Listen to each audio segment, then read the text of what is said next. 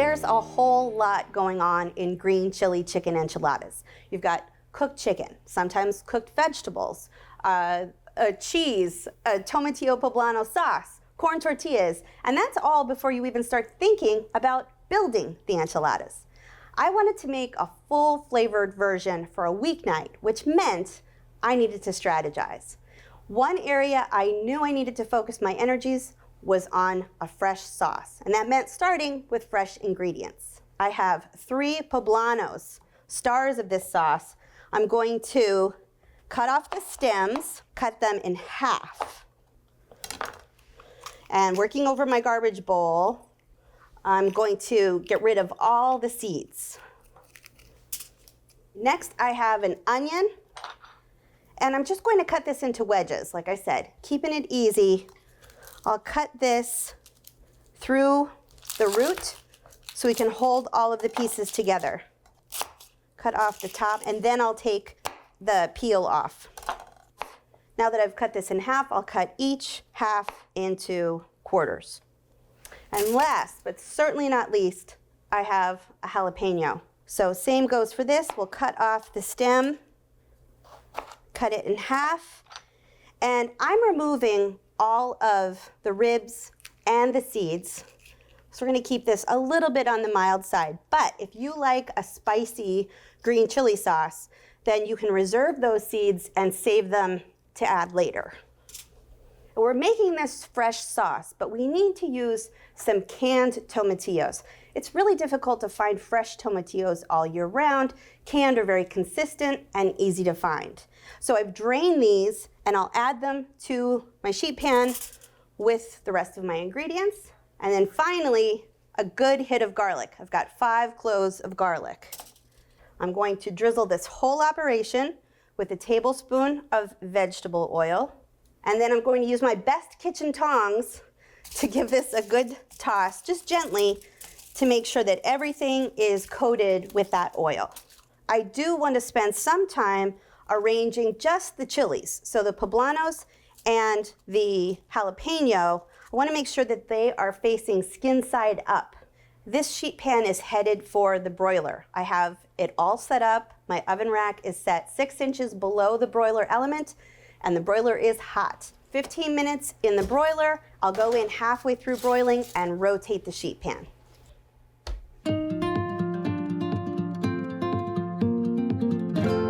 The vegetables are out of the broiler. I've let them rest for 15 minutes just so they cool down a bit. And you can see they're really nice and blackened in spots, and that's going to yield some really great flavor. Now you might be thinking, we roasted chilies, we've got to peel off the skins. Not so. This whole operation is going into the blender. It's going to process everything really smoothly. So into the blender we go. Any juices that are on the sheet pan should go in there as well. Now I'll loosen this up with some water. This is a 1/4 cup. This is a 1/4 cup of cilantro. I have a teaspoon of ground cumin, teaspoon of table salt, teaspoon of pepper, teaspoon of dried oregano, and I think it's the most important ingredient, a teaspoon of sugar. And that's going to help balance all of these strong flavors, the sourness from the tomatillos and the bitterness from those charred skins. I'll blend this for 30 seconds on high and go in there periodically if I need to scrape down the jar. Oh, this is great. It's super smooth. We got some little black flecks in there that I know are just flavor bombs. I'll measure out a cup. We'll use this in a few different places in this recipe.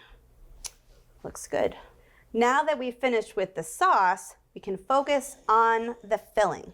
And this is one place where we decided we could take it a little bit easier on ourselves by starting with a rotisserie chicken.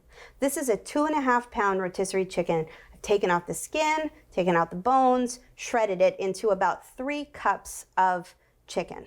Now we also have 6 ounces of shredded sharp cheddar cheese. Now for a dish like this, we often use Monterey Jack because it's such a great melter, but it's also very mild. So sharp cheddar is going to give us a little more oomph.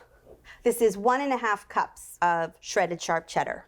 And now I'll add my 1 cup of sauce. So smooth. We'll just give this a good stir till it's well combined. And that's the filling. Now, one final place where we realized we could save some time was with the tortillas. A lot of recipes have you soften the tortillas by frying them in oil on the stovetop. I'm actually going to microwave these to soften them. I have a damp kitchen towel. I'm going to make a little home for 12 6-inch corn tortillas. We'll fold them up. I'll microwave these for 1.5 minutes. It's time to assemble. I've measured out another 1/2 cup of my sauce, and I'll add that to a 13 by 9-inch baking dish. I'll just spread this all across the bottom. And we can set this aside and start building the enchiladas. So I have my warm corn tortillas here, but I'll do this in stages. So I'm just going to take 6 of them for right now. I'll fill each of these tortillas with a good packed 1/4 cup of filling. I find it's easiest if I sort of smush the filling out along the length of the tortilla before I start to roll, so it's nice and even. And you'll roll these pretty tightly so that they'll all fit. And then I'll transfer these to my baking dish in 2 rows with the seam side down. There we go, all nice and snug. Now I'll just repeat all that with the remaining 6 tortillas. There's the last enchilada. We are ready for sauce. This is the last 2 cups of the sauce that I will make sure gets in all the nooks and crannies. I'll just use the back of a spoon to spread the sauce over all of the tortillas to make sure they are covered. We put cheese inside, but we're putting cheese on top too. So I have another 6 ounces of sharp cheddar cheese that I've shredded, another 1.5 cups, and we'll just sprinkle this over all of this enchilada goodness. I'll cover the dish with aluminum foil. Now, if you wanted to make this ahead, you could stop here and refrigerate this covered for up to 24 hours. You just have to remember to tack on 15 minutes of bake time. But we're baking this now, we're not waiting.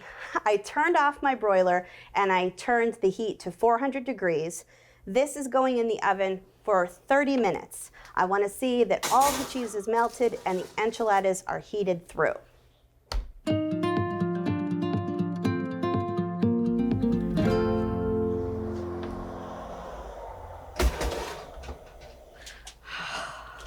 It has been 30 very long minutes. It's time for the unveiling. Oh, yes, melted cheese, everything sunken in a little bit in the best possible way. Now I do need to let this rest and cool for 15 minutes so that I don't completely burn my tongue when I go to eat these. I'll just be patient. It's been 15 minutes. I have a tablespoon of chopped cilantro, so I'll finish this with a little freshness. And now we're ready to serve. So sometimes the extraction is as stressful as the whole preparation, but we're gonna do it. Let me find 2 really good looking ones. Sometimes 2 spatulas are better than 1.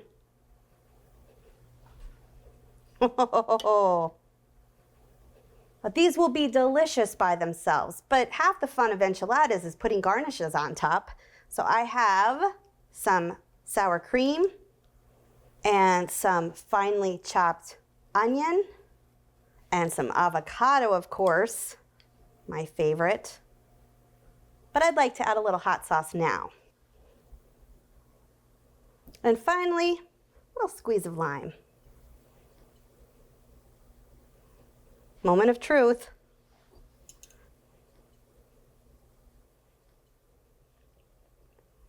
They are so tasty. The cheese gives you lots and lots of depth. The chicken is super tender, but that sauce is so bright and fresh. I'm so glad that we focused our energies there. These are absolutely delicious for a weeknight or any night.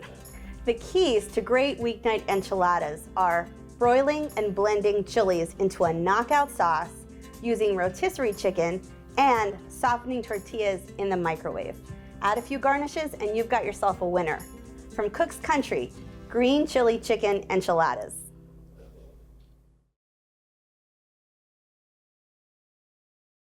Thanks for watching Cook's Country from America's Test Kitchen. So what'd you think?